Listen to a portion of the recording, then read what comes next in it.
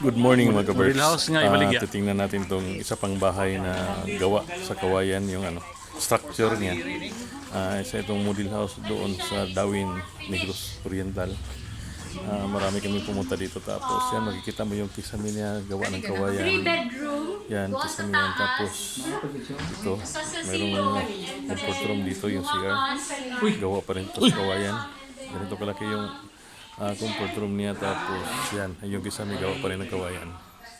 Iyay, Yung mga pinto kagapuha sa pultahan. ito, Uy, ito gawa ng kawayan. Tapos gwapo kayong pultahan. ito yung kwarto niya. So meron din siyang Uy, kama dito. Yung gwapo kayo, higaan. ligon kayo. Gawa rin ito ng kawayan. Diligid mabawog. So itong mga bahay na ito, mga Mabawog na lang ka. dominantly gawa siya ng kawayan. So yung mga framing niya, yung kisame, depende sa style or design, gawa ng kawayan yan. So ito yung isa sa mga model house na pinuntahan natin doon sa Dawin, Negros Oriental. Kasama natin dito yung mga taga-LGU at isang foundation dito sa Pulongolok, South Cotabato.